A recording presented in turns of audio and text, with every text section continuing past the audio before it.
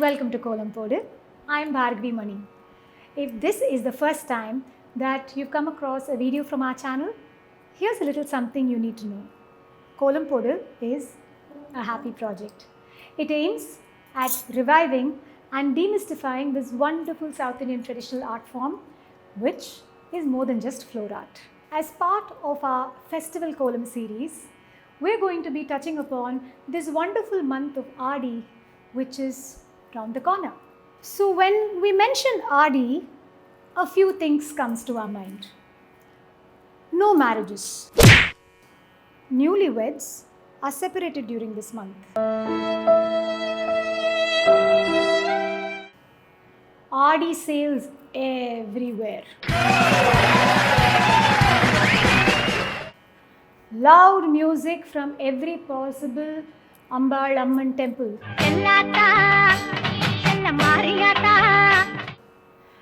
Koolu uttardu. And so many more. But is this what Aadi is all about? Or is there more than what meets the eye? Let's explore. Before we get into the main video content, let me quickly remind you to subscribe to our channel and remember to press the bell icon for regular updates. We're constantly working on information that surrounds Kolams, information around it and around festivals from time to time. So, subscribing might be a good thing to do.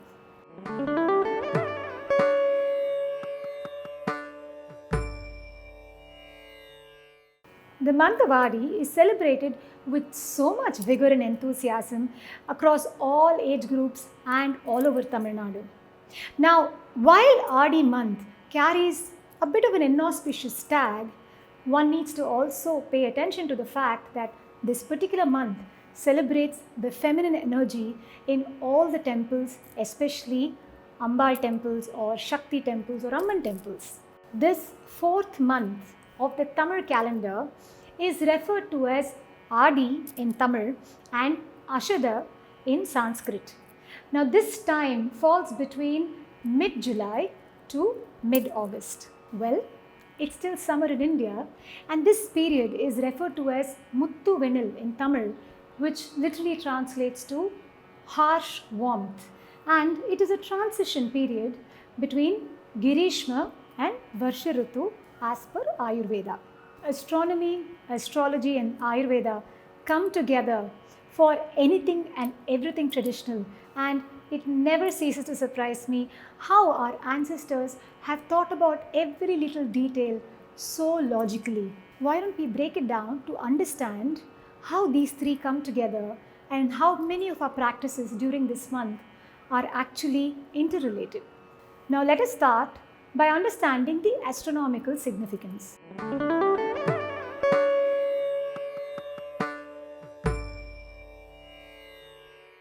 Astronomically, there is a shift in the Earth's axis and orbit around the Sun twice a year. Now, this happens over 6 months period. It moves towards north and south from the equator. When it moves towards north, that period in the Hindu astrology is referred to as Uttarayanam, and when it moves towards south, that period is referred to as Dakshinaayana. Now, the little known information is the sun rises in the absolute east only 2 times a year. Well, in Hindu astrology, Uttarayanam is marked on the first day of the month of Tai, and Dakshinayanam is marked on the first day of Aadi.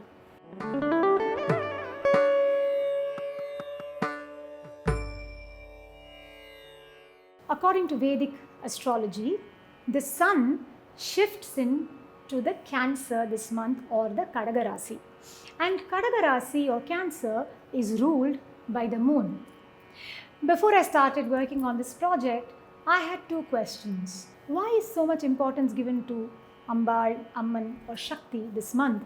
And why is this month so important for women? Well, I found my answers. Now that we understand that Kadaga Rasi or Cancer is ruled by the moon, understanding properties of the moon helped me find my answers. The gender of moon is feminine The energy of the moon is motherly or maternal. Moon is the Karaka or the significator of the mind and emotions. The god associated or who rules the moon is Shakti or Ambal. Now the body parts that are governed by the moon includes the breasts, the womb, the menstrual cycle and many others which have everything to do only with a woman or the feminine energy. Now based on astronomy and astrology, we have understood the sun's position, thereby we also know it is a Dakshinaayana phase. Now as per Ayurveda, what happens?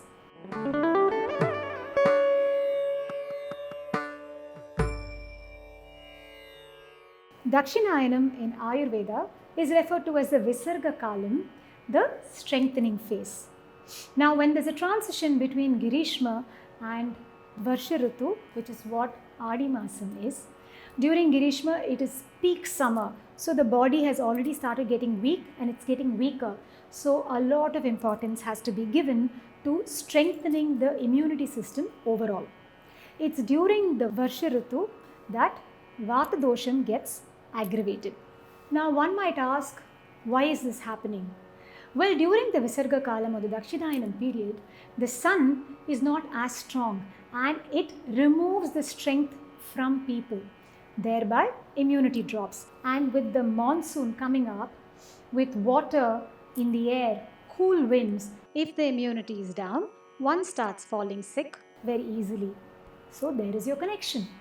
During the Varsha Ritu, the Agni or the digestive tract gets weaker, so one is advised to consume foods that are good for this season to fight the most prevalent dosha during this phase, which is the Vata dosha. Amla or sour, Lavana, which is salty, and Madhura, which is sweet food, should be consumed during this time to fight Vata dosha.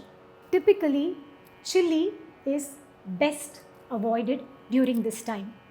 Now, let me quickly go through a list of items that you can include in your food to be able to enjoy this particular Ritu more healthily. Now, if you look at the recommended foods which we can understand, they basically ask us to cook anything and everything that is easily digestible, less in spice, especially chilies, during this entire phase. The sweet foods that are recommended Ayurvedically include rice, but this has to be at least 1 year old harvested rice. You can consume wheat, traditional barley, which is also referred to as yava, dals, which is your moong dal, milk. Coconut consumption can be on the lesser side, less fatty meat if you're a meat eater.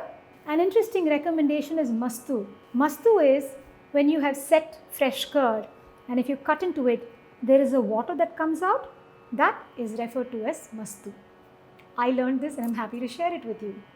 They also recommend a powder called panchakola, which is very good for consumption during this time. If you take a look at all the kinds of various food or sweets that are prepared for various festivals around this time, there is a connection. Women during this month smear turmeric paste and have a bath. There is so much neem leaves that is kept around temples, and women are encouraged to go to temples during this month. Lots of fasting, different forms of prayers happens during this month, and the core idea is it is preparing the body to build its immunity to fight the oncoming monsoon season and the winter. This is a time for one to invest in themselves, whether it's health, personal development, spiritual practices. Now is the time. Shall we say it's the time to sow so that we can reap the benefits when Uttarayanam comes in? Well, literally speaking, this is a very important month for the farming community as they sow their paddy seedlings this month to use the monsoon to its fullest potential for a very fine harvest. Is Aadi actually a forbidden month? Is it inauspicious? Why don't we try understanding why certain things are done or not done? Maybe there could be a different perspective.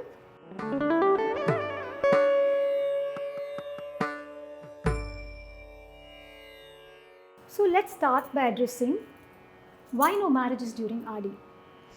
Predominantly in Tamil Nadu, farming community was the highest. Farming community have to use this particular time to sow their seeds. So they are very busy at this month. They are not available for festivals or functions. Priests and pujaris are busy in temples. We need them to conduct marriages. For the business communities, they use this time to set up marriages because business-wise, this was the lowest time traditionally. Of course, the whole Aadi sale that came in has changed that game, but this was the original practice. Now coming to the next question, why are newlyweds kept apart during this month? Well, let's work backwards. So if a lady conceives this particular month, she will typically deliver during April, May, which is the peak summer Agni Nakshatra. Back in the days, there was no AC or other facilities, so infant mortality was at its highest, and a lady will struggle during delivery and recovery during that particular time. So this again was thought through well ahead of time. Very wise, isn't it? Well, let's start getting into beliefs and faiths around the system.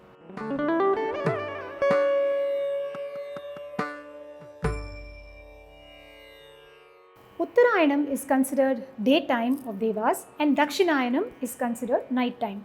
So one human being's 1 year equals 1 day for the Devas. So Dakshinayanam is not the first choice of people who probably want to get into marriage. Now having said that, Dakshinayanam is also the time when our ancestors come down to earth and bless all of us. Since this month is so important for women, Fridays and Tuesdays, which are generally important days for women and for Ambar, are given special importance during Aadi, and they are referred to as Aadi Velli and Aadi Sevvai. So let us try to understand what are all the functions and festivals that happens this month for you to understand how important this month is.